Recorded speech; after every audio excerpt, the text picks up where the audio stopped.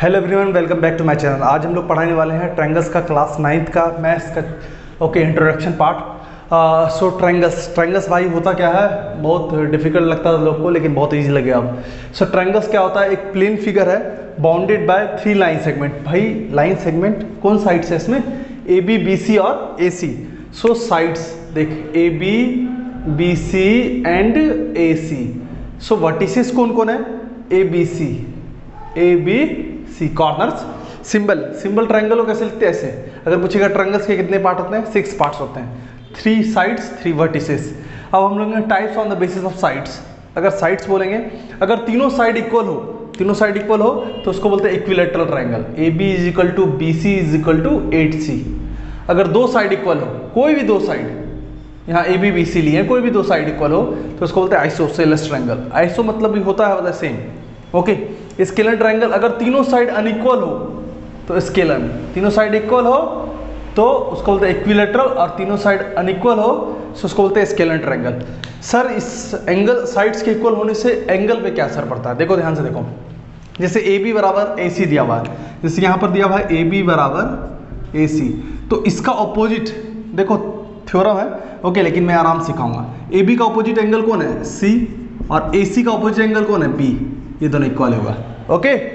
सो देखना, जो एंगल होते हैं opposite to that corresponding side, okay, उसका क्या होता है, एंगल इक्वल होता है। ये थ्योरम याद रखना, ओके। सर इससे क्या होगा इक्वल होने से, जैसे देखो आइसोसेलेस ट्रायंगल में दो साइड्स इक्वल तो दो एंगल भी इक्वल होते हैं, ओके। इक्विलैटरल ट्रायंगल में तीनों साइड इक्वल तो तीनों एंगल इक्वल कितने होते हैं, 60 डिग्री। ये आगे बताऊँ मैं अच्छे से। जैसे इसमें दो साइड इक्वल है, B C is equal to A C. So C B C का ऑपोजिट कौन है, एंगल ए, और ए सी का ऑपोजिट कौन है, ओके। ध्यान से देखो, ए सी का ऑपोजिट कौन है, एंगल बी। एक क्वेश्चन तुम लोग के लिए, अगर बी सी बराबर ए बी दिया हो तो कौन कौन से एंगल इक्वल होंगे, कमेंट सेक्शन में इसका आंसर बताओ। So types on the basis of angles. अब types on the basis of sides पढ़ चुके हैं, एंगल से पढ़ेंगे। राइट एंगल ट्रायंगल मतलब कोई एक साइड, अगर कोई एक एंगल अगर 90 डिग्री हो तो उसको बोलते हैं राइट एंगल ट्रायंगल। कोई एक एंगल, कहीं लिखा था राइट एंगल आइसोसेलेस। ध्यान सुनना, ये तो राइट एंगल ट्रायंगल है, ये हाइपोटेनस होता है, ये परपेंडिकुलर, ये हाइपोटेनस और base, okay. P B H में कौन बड़ा होता है, एच बड़ा होता है, ये तो पता ही होगा, ओके, पाइथागोरस थ्योरम से। एक होता है राइट एंगल आइसोसेलेस ट्रायंगल। ध्यान सुनना, आइसोसेलेस का मतलब दोनों साइड इक्वल, इसका ऑपोजिट ए, ओके, इसका ऑपोजिट सी, इसीलिए 90 होता है, ये 45, दो एंगल भी इक्वल होते हैं। लेकिन अभी पढ़ रहे हैं राइट एंगल ट्रायंगल। दूसरा एक्यूट एंगल। एक्यूट एंगल का मतलब जानते हो, 0 से बड़ा 90 से छोटा। अगर सारा का सारा एंगल 0 डिग्री से बड़ा 90 से छोटा हो, जैसे मान लो ये 60 हो गया, ये 40 हो गया, ये 80, यही एंगल नहीं रहेगा, कोई भी एंगल 0 से बड़ा हो, सब angle, each and every angle अगर मोर देन 0 हो, लेस देन 90 हो, उसको क्या बोलते हैं, एक्यूट एंगल ट्रायंगल। और ऑब्ट्यूज का मतलब 90 से बड़ा 180 से छोटा, लेकिन कोई एक एंगल 90 से बड़ा हो और 180 से छोटा हो। मतलब एक हो गया तुम्हारा 100, एक 40, ओके।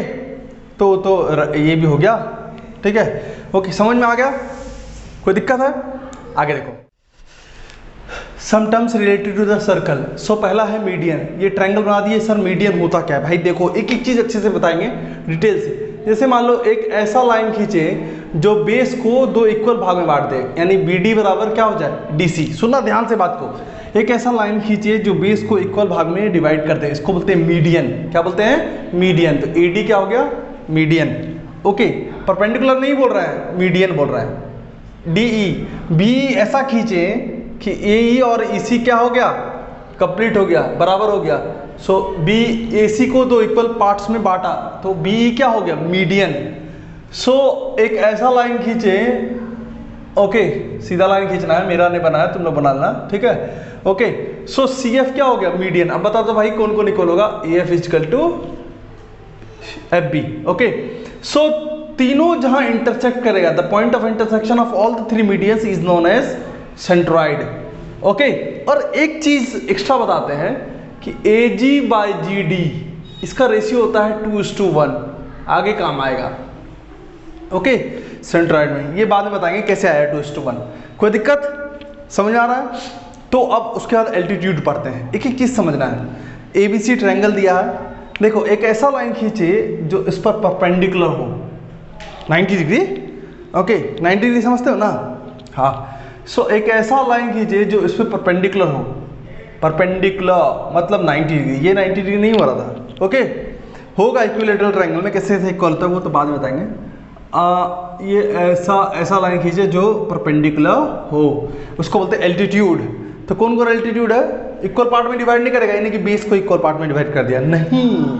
ओके AD BE और CF क्या हुआ? Altitudes of a triangle.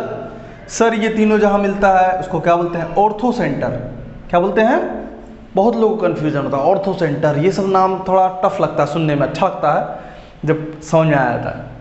समझ आ गया? Median, altitude, ortho centre. Okay अब इन सेंटर। ओके इन मतलब अंदर, इन सर्कल भी अंदर। तो भाई ये कैसे बनेगा? ओके जैसे ये एंगल है 30 डिग्री, इसको आधा काट दिए, मतलब ये 15 हो गया, ये 15 हो गया, इक्वल पार्ट में डिवाइड कर दिए, तो इसको बोलते हैं एंगल बाइसेक्टर। ये लो भैया एंगल बाइसेक्टर, मतलब BE और तुम्हारा क्या हो गया? CF angle bisector. एंगल को बाइसेक्ट कर रहे हैं इक्वल एंगल में, मतलब ये दोनों एंगल क्या होगा? इक्वल। सो ये जो हुआ तो सुनना ध्यान से, ID ये रेडियस हो गया। ओके ये क्या हो गया? रेडियस। ठीक है सीधा लाइन बना दो। और हमको पता है अगर एक रेडियस दिया हो तो हम लोग सर्कल बनाने जानते हैं ना कंपास के थ्रू। ओके घुमा देते हैं, तो यहां सर्कल हम लोग बना सकते हैं। इन सर्कल अंदर ही देगा भाई, डायग्राम समझ में नहीं आएगा लेकिन ओके इन सेंटर समझ में आएगा। तो इन सर्कल क्या है? सो ID रेडियस लिए, इसलिए इन सर्कल इसी से बना, इसीलिए इन सर्कल को ID लिखे। ID ओके ID पासवर्ड नहीं है। इन सेंटर समझ में आ गया? Incentre angle bisector. Okay perpendicular bisector जो बोलेंगे, ओके परपेंडिकुलर खींचेंगे तो एल्टीट्यूड्स, और अगर ऐसा खींचेंगे जो बेस को इक्वल होगा उसको क्या बोलते हैं? मीडियन। ओके समझ में आ गया होगा। सर्कम सेंटर क्या होता है? ओके AC का परपेंडिकुलर बाइसेक्टर। ये परपेंडिकुलर बाइसेक्टर क्या होता है? ओके C से ज़्यादा लिए ऐसे काटे, इधर काटे, A से मोर देन हाफ लेंगे, ठीक है सेम वही आर्क पे रख के काटेंगे, तो ये होगा परपेंडिकुलर बाइसेक्टर इसका। ओके सो BC का भी तो परपेंडिकुलर बाइसेक्टर होगा और इसका भी परपेंडिकुलर बाइसेक्टर होगा, मतलब दोनों यहां मिला। ओके सो इसको O से लिख दिए, समझ आ गया? ओके परपेंडिकुलर बाइसेक्टर याद रखना अच्छे से, ठीक है। ओके यानी इसका मतलब O से A का डिस्टेंस, O से B का डिस्टेंस, O से C का डिस्टेंस इक्वल होगा, यानी सर्कल बनेगा आउटसाइड। ओके तो ये तुम्हारा हुआ सर्कम सर्कल। क्या हुआ? सर्कम सर्कल, ठीक है। ओके सो OA बराबर OB बराबर OC, उसे एक सर्कल खींच दिए। सो O हो गया सर्कम सर्कल, O हो गया सर्कम सेंटर। ओके O हो गया सर्कम सेंटर, और OA OB और OC करके एक रेड सर्कल बना दिया, इसको बोलते हैं सर्कम सर्कल। ओके लास्ट देखो सम रिजल्ट्स ऑन ट्रायंगल्स। अब हम थ्योरम पढ़ेंगे। The sum of angles of triangle is 180 degree. 1 2 3 का सम 180 डिग्री होगा। 1 2 3 हम लोग इंडिकेट कर दिए हैं। ABC 180 डिग्री होगा, दुनिया जानता है, लेकिन इसको प्रूफ करना नहीं जानता है। तो भाई इसको कैसे बनाएंगे? तो इसको मान लिए 4 और 5, हम डायरेक्ट लिख रहे हैं, तुम लोग को पूरा लिखना। ओके फिर समझ जाओ भाई लिखने में क्या है। 1 2 3 का सम करना है 180, लेकिन हम लोग जानते हैं लीनियर पेयर से 4 + 1 + 5 कितना होगा? 180। 4 + 1 + 5 180। अच्छा भाई 4 किसके बराबर था? 2 के बराबर। कौन सा? Alt int angle, alternate interior angle, इतना जानते होगे ना। 5 किसके बराबर होगा? 5 3 के, दोनों लाइन पैरेलल ट्रांसवर्सल, 5 बराबर 3, जानते हो ना भाई। ओके अब इसको सिस्टमेटिक लिखो। 1 2 3 180 आ गया, PROVED। नेक्स्ट अगर साइड्स को बढ़ाएंगे, जो एक्सटीरियर एंगल होगा वो होगा sum of 2 interior opposite angle. Sir इसका मतलब क्या होता है? ट्रायंगल बना है 1 2 3, इसको बढ़ा दिए BC को D की तरफ, एंगल 4 मान लिए, जो एक्सटीरियर एंगल होगा 4 बराबर, वो फार इंटीरियर एंगल के बराबर होगा। फार का मतलब ओके, जैसे 3 छोड़ देंगे, 4 के बगल वाला को छोड़ देंगे, उसके बगल में जो इंटीरियर बचा उसके बराबर होगा। 4 बराबर 1 plus 3, okay 1 plus 2, sorry 1 plus 2 कैसे होगा? सो 3 प्लस 4 180, क्यों? लीनियर पेयर से। और हम लोग जानते हैं कि 1 2 और 3 इसका विषम कितना होगा? 180। इसको इक्वेशन क्या मान लिए? 2 from 1 and 2, from 1 and 2, okay. So here it is 1 plus 2 plus 3 और हेयर इट इज 3 प्लस 4। भाई 180 180 बराबर है तो खत गया। 1 प्लस 2 बराबर क्या हो गया? 4 हो गया, प्रूव्ड। आगे लिख देना भाई जितना लिखना है, ओके। अब ये जो है एक्सटीरियर एंगल का सम क्या होगा ट्रायंगल्स में, ये इंपॉर्टेंट है थोड़ा भाई। 4 प्लस 5 प्लस 6 इसका सम कितना होगा? 360। कैसे हुआ सर? ओके अभी जस्ट बताएं। 4 किसके बराबर होगा? इसके बगल वाला को छोड़ना है, उसके बाद जो इंटीरियर अपोजिट होगा उसके बराबर होगा। 4 बराबर क्या हो गया? 2 प्लस 3, ओके। फिर इधर देखो 5 बराबर क्या होगा? 5 बराबर 2 प्लस 1 यानी 1 प्लस 2। 3 मत लेना, 1 प्लस 2 बराबर 3, ठीक है। एंगल है भाई, ओके। सो 4 हो गया, 5 हो गया, और एंगल 6 बराबर क्या लिख सकते हैं? Angle 1 plus 3। अगर तीनों को ऐड कर दिया जाए, 4 प्लस 5 प्लस 6 कर दिया जाए, अगर 4 प्लस 5 प्लस 6 LHS को एक साथ जोड़े तो RHS भी इधर जुड़ जाएगा। 2 कॉमन लिए, 2 का है लिए 1 1 2 angle 1, angle 2 angle 2 2 angle 2 angle 3 तो 2 ही क्यों ना कॉमन ले लें।